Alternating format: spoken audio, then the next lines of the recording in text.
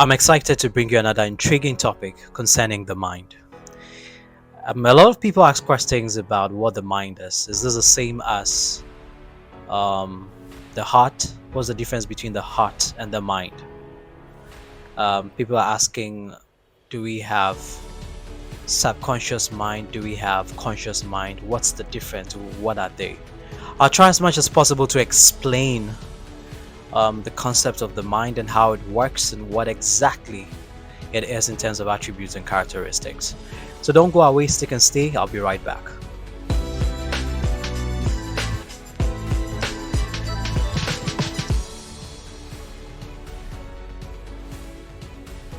Welcome back. This is Dale Quist, your MindSurgeon. Kindly subscribe to my YouTube channel. Let's do exploits together. What is the role of the mind in shaping our perceptions of the world around us, and how does it influence our understanding of reality? So when it comes to the role of the mind, in order for us to appreciate and grasp exactly what role or function it plays, we must understand what the mind is. So the mind forms part of the systems of the human system. It's more of a component found in what we know as the tripartite system of man. Okay, so we say that man is a soul that lives in the body that is powered by a spirit. Okay, so the mind basically is an interface. Yes, so it's a system built between two systems, okay, that allows the passage of information from one end to the other.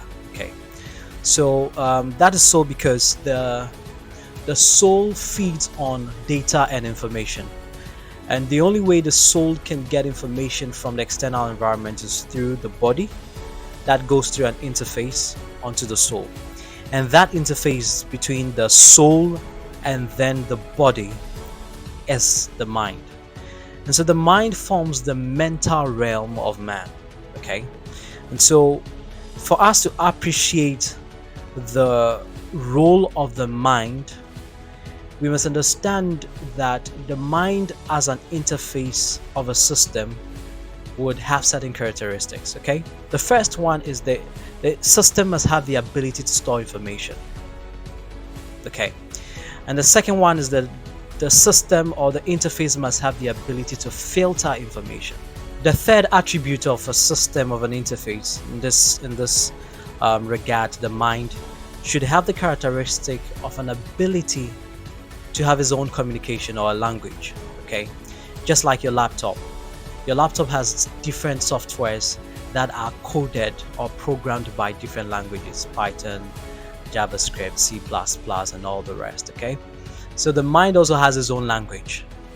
The fourth attribute is that the mind should have the ability to either be fixed or to grow. In other words, it should be flexible.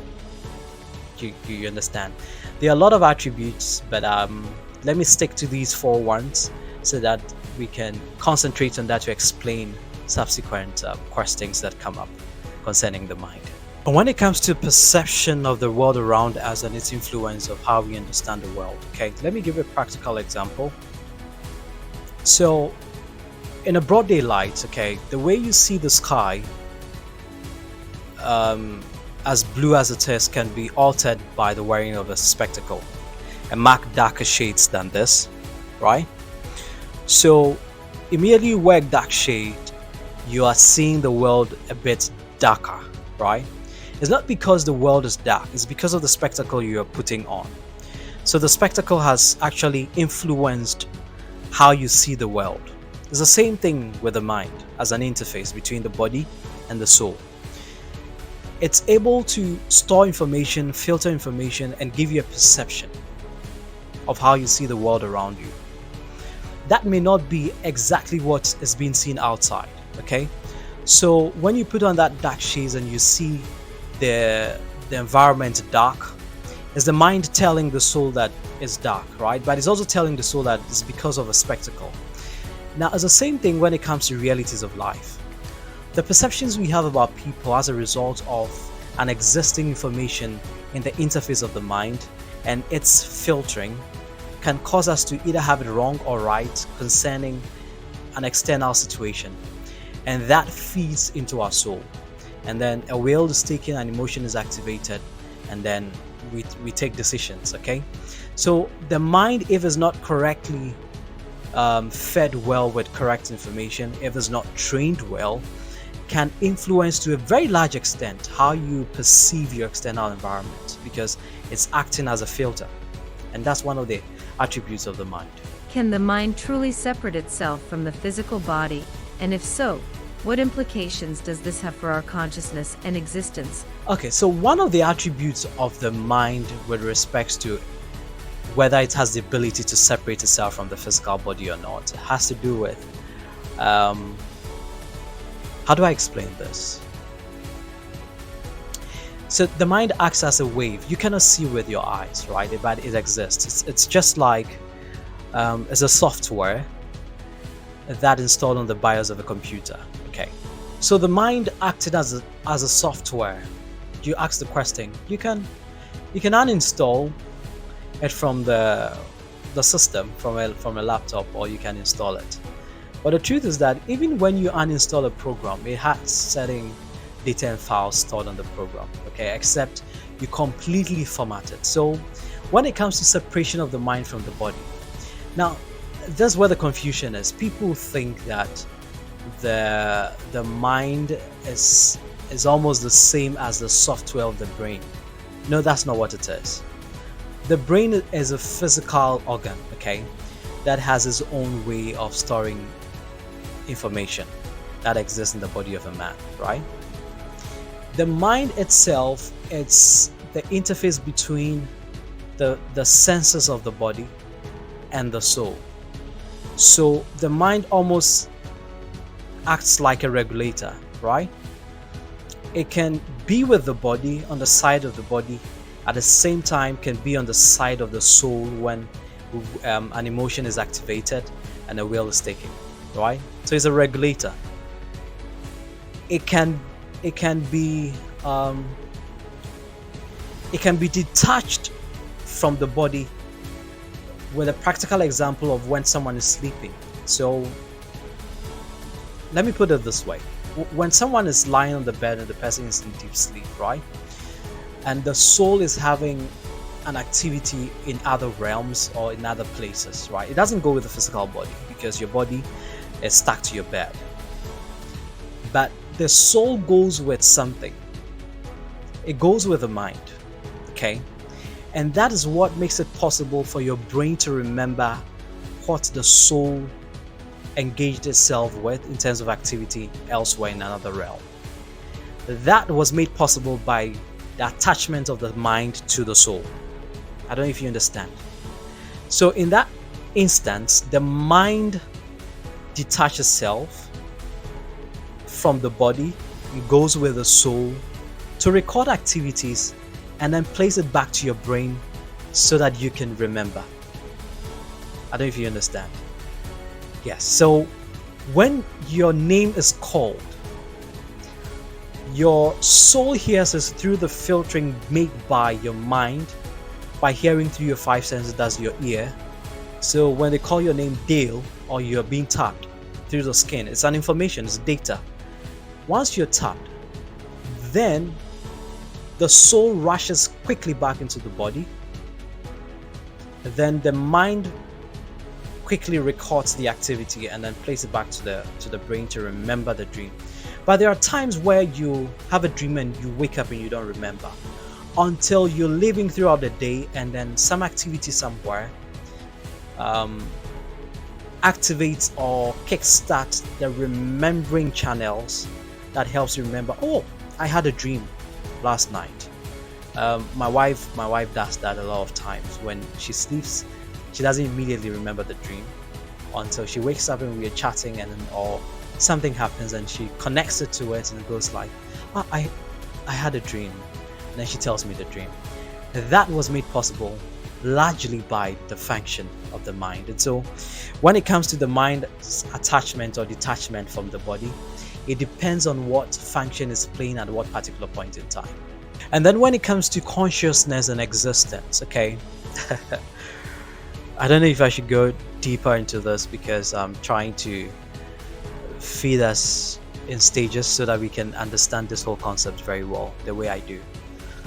So when you say consciousness, what do you mean, right? You can only explain consciousness based on where you find yourself. Okay, so a sperm has a certain level of consciousness, and that's why it's able to swim towards an egg. But you don't remember yourself how you were swimming towards the egg as a sperm, right? You don't. But the sperm was alive.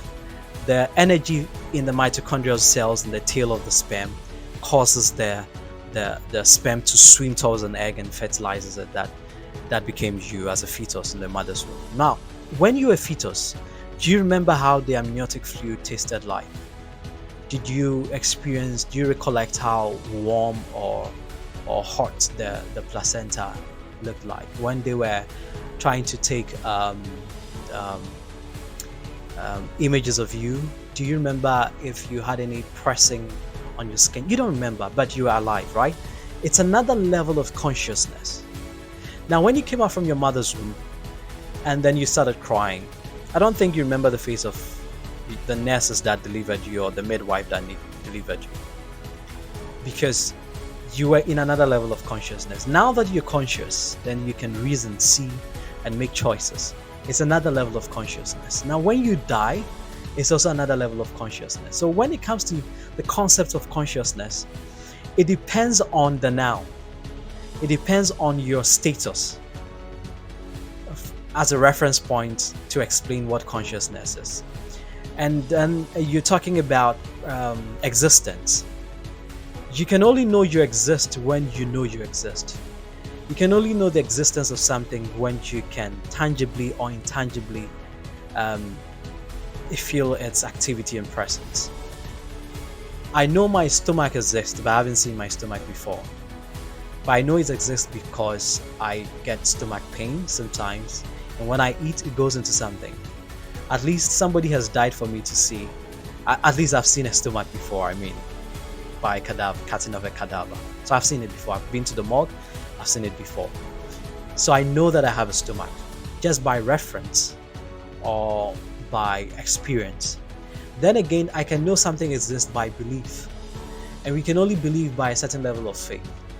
Now, when it comes to the whole matters of faith too, then you have to engage physical things through experience. So with the whole concept of existence in connection with the mind, it's the now. We're speaking about the now, and depending on where you're speaking from, that would define the labeling you give to existence and consciousness. I don't know if it makes sense.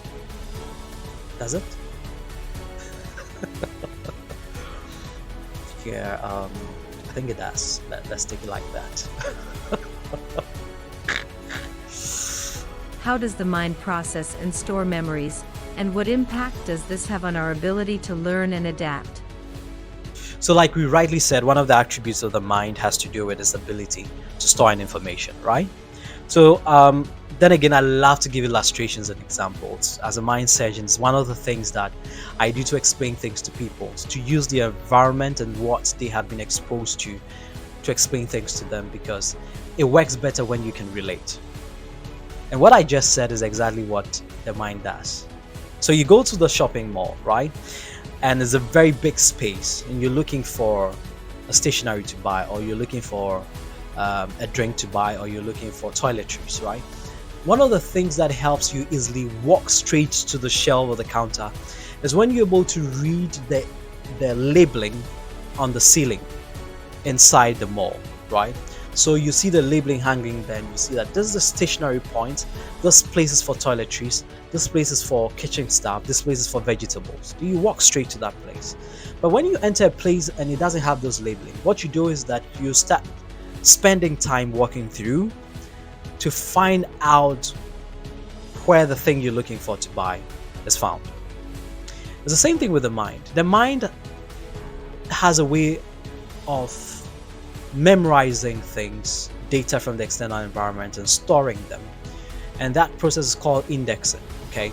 So it indexes any data that is coming. And the way we index things has to do with labeling, basically. So you have a file, or even on the computer when you're trying to save some files. So you create new folders and you rename them or you name them. So there's a gallery, there's data, there's documents, there's video, there's pictures. It's the same thing with the mind. So whenever an information is coming in through your physical experience, the mind indexes it. Then it begins to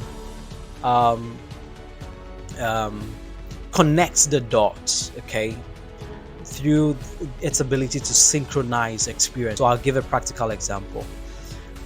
Immediately you hear the word or somebody scream snake, certain things happen to you. You either flee or fly, you run away or defend. Okay, and it's because of past experience that has been stored in the mind as data. It's because whenever you hear the word snake, it is attached to certain words and experience like poisonous, dangerous, death, kill, bite, spit. So immediately you hear the word snake, all these things come to play, and it's the mind's way of connecting your past experience and data to this that enters your soul.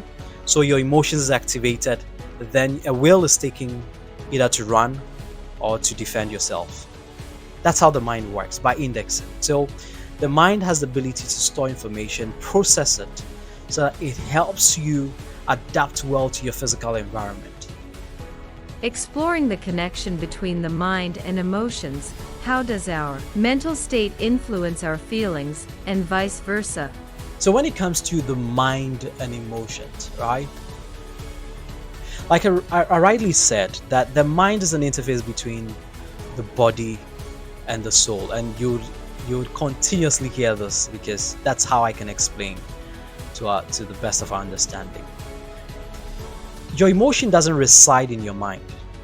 The mind is only an interface. Your emotion resides in the soul that gives you your personality, your identity, your relevance. Okay. So when an information is coming from the external environment through your body, through your five senses, it goes through to your soul by the interface of your mind. So your mind stores the information, it filters it, and then plays it onto the soul, where your emotions are found. Okay? Now, when your emotions are triggered, that information comes back through your mental realm, that's the mind, to the body where hormones and certain chemicals are released, and then you physically feel the emotions. So the emotion happens in your soul, but you physically feel it in your body because there's a reverse of information, or communication is two ways, right? When I'm communicating, there must be a feedback. So the feedback from the soul back to the body, caused by the release of the emotion and the will that is taken in your soul, goes through your mind to your physical body, your organs, your cells and tissues. That releases hormones and other chemicals into your body. That makes you feel some way, that makes you adapt to the environment, that makes you have a certain anxiety, depression and all of that you feel it. But it's largely oscillates in the realm of your mind, where the mental faculties are. So like I said, the interface between the body and the soul is where your mental faculties are found.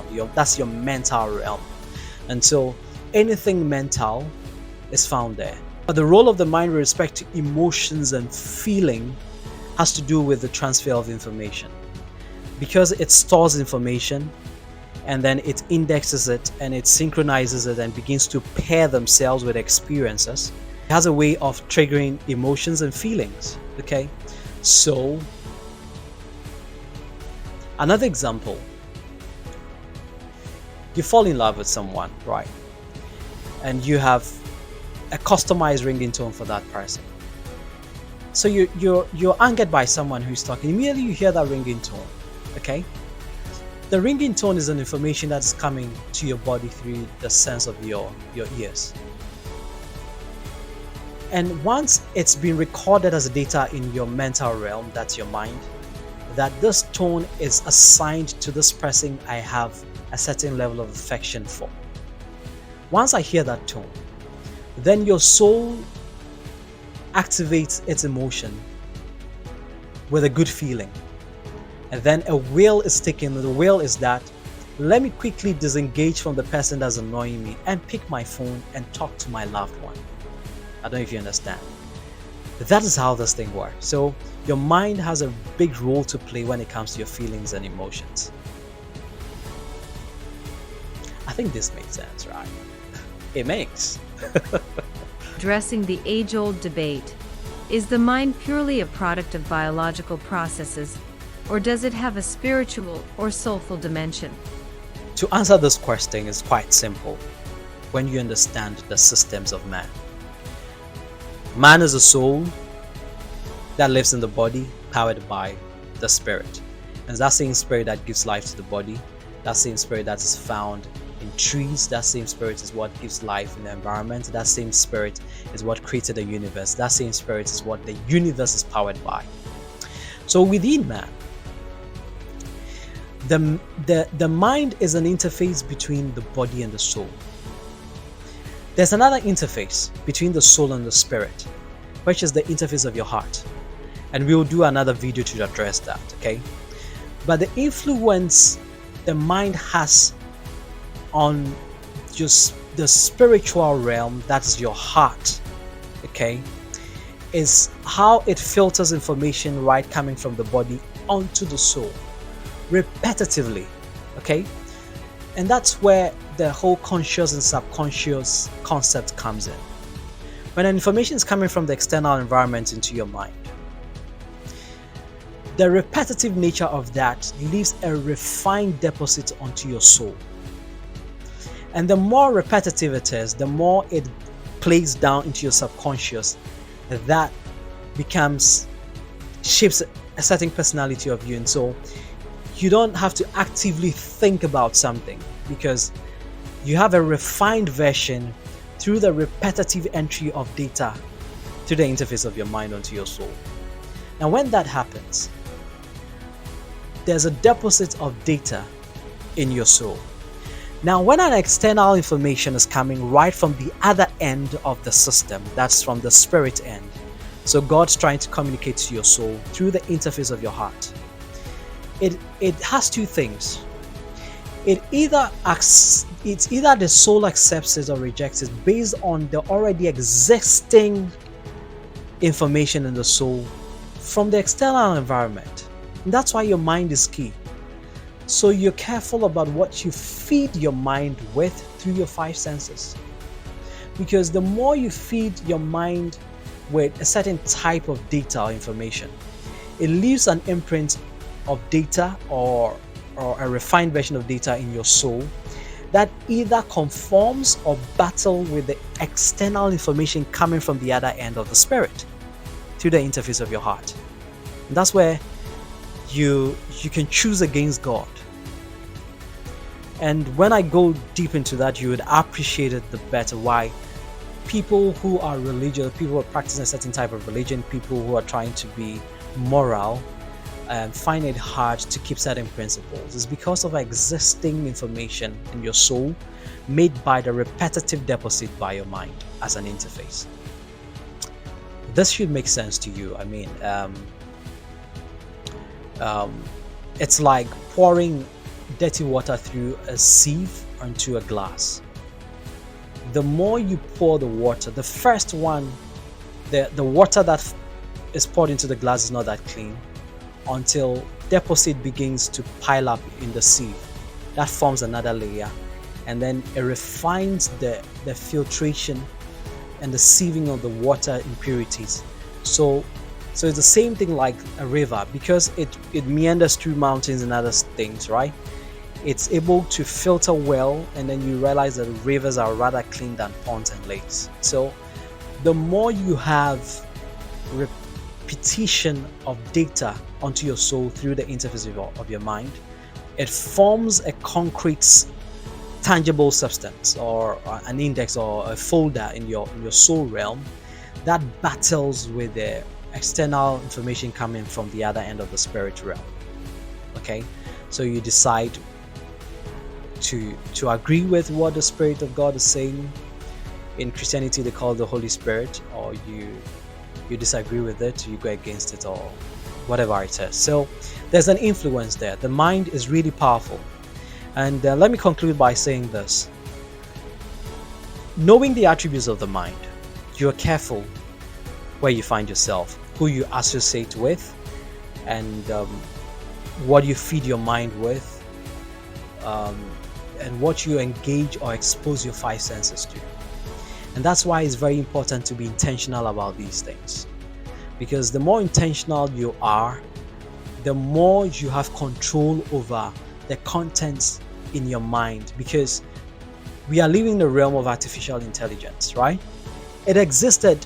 It's not a new thing. It's only new because of the discovery.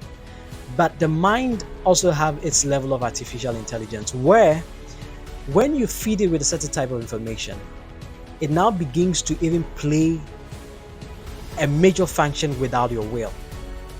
In other words, it can take over you and begins to influence your actions without your permission. And that's why it's dangerous. And we would address all these things in subsequent videos. I'm the Quist, your MindSurgeon. Kindly subscribe to this YouTube channel so that we can learn a lot of things together, right? And I'm gonna say this. Let your mind, okay, do the conversations about these things that you've heard, and listen to it, watch it once again, and thank me later. Love you and take care. I'm out.